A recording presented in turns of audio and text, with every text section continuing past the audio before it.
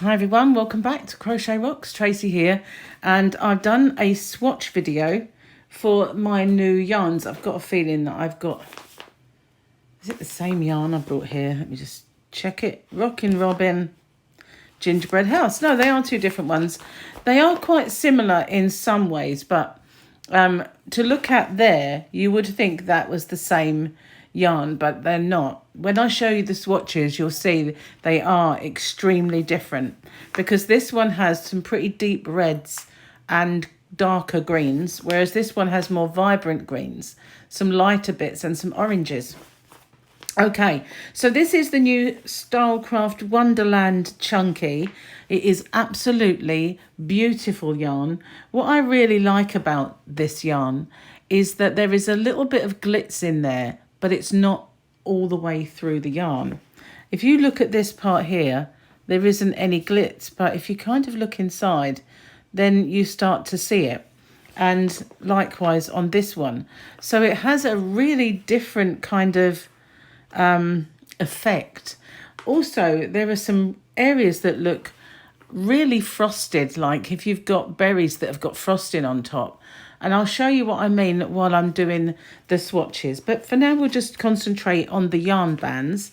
This is, as I said, Stylecraft Wonderland. It's brand new. It's a chunky yarn, so therefore a bulky 5.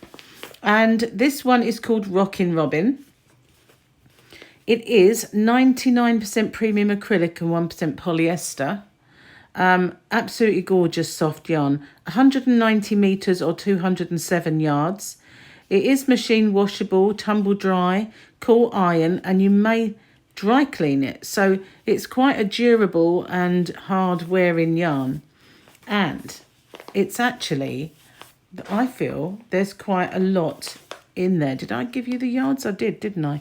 That's quite a lot for a chunky yarn. That's not bad yarn quantity on each ball. Okay, so as I said, this one's called Gingerbread House, and this one is Rockin' Robin. There was one other, but it was too similar to this one, so I didn't get it. So I'm going to show you the swatches that I made, and I did these this one last night.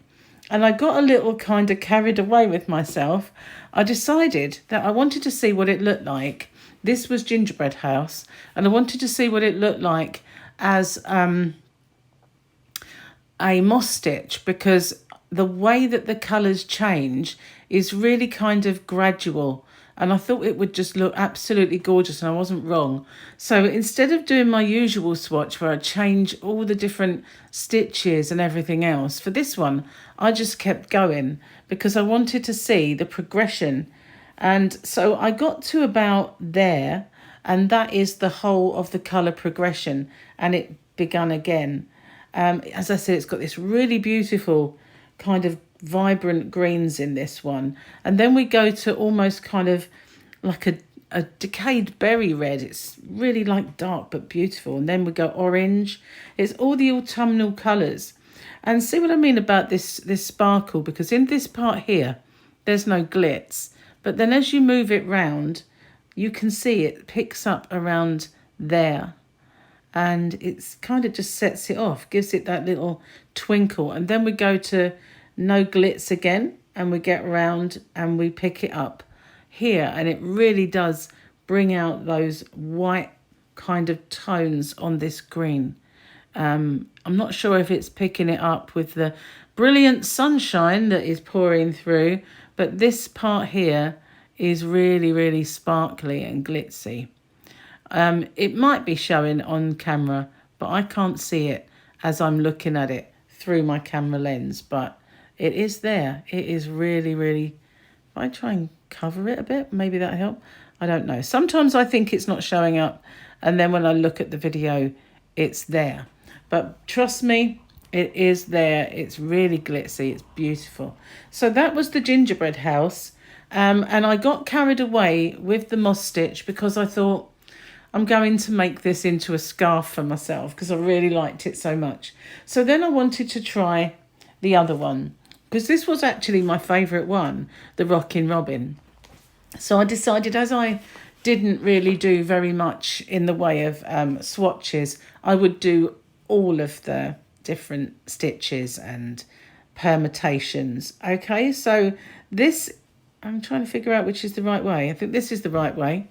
So again, we start off with, it's kind of bleaching a little bit. If I wish, is you're not seeing, well, you may be seeing. Sometimes I think what's on my camera isn't actually what comes out, but it is quite bright and really, really lovely, I have to say.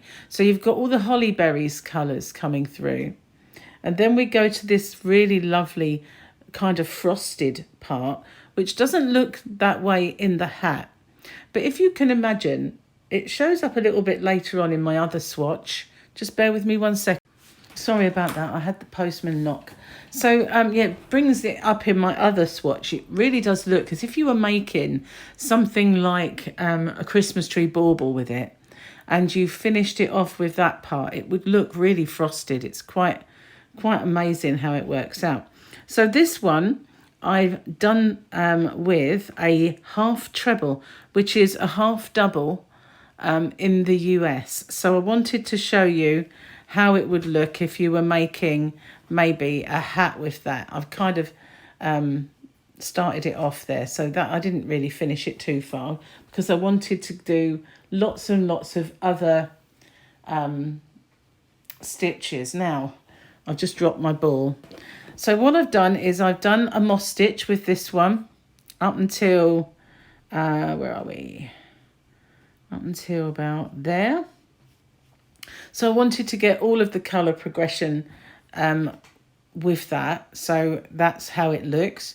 I really like the way that these kind of colours, they become kind of gradual and then they gradually get darker until they become the actual colour you're looking at.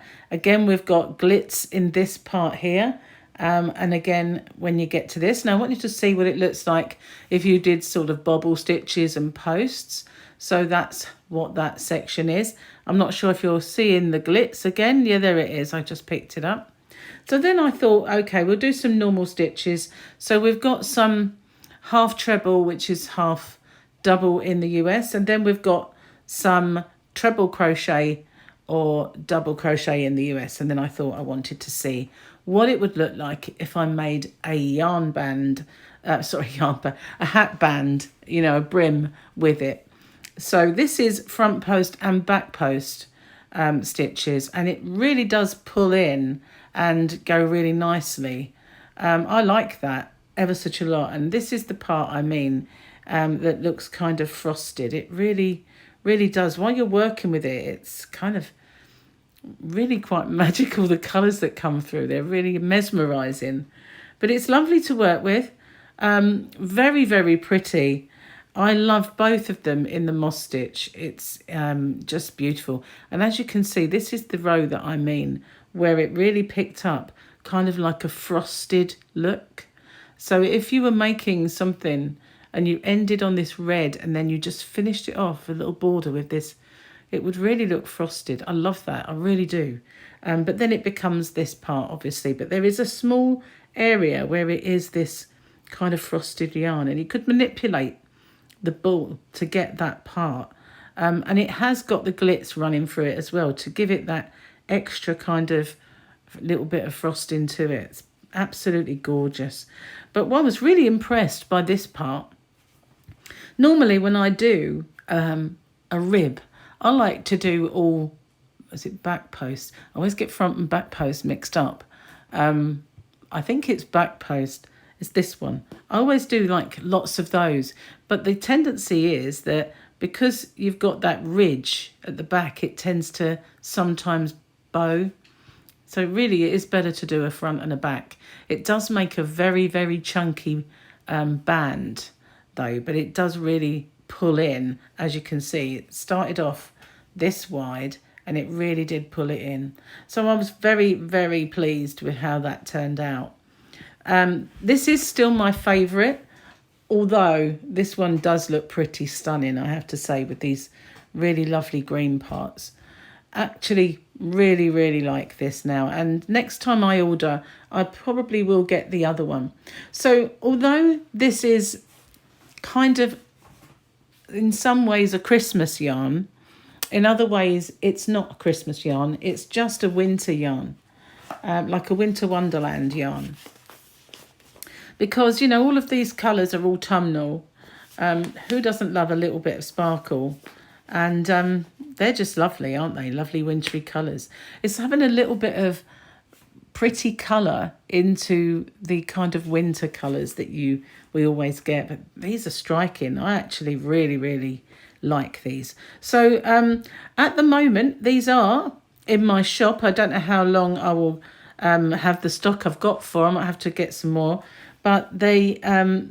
in my shop, if you haven't found it already, it's hobbyrocks.co.uk. You'll find a link under the video and a voucher code that you can use from now on every order placed until the end of December, where I will probably put another one.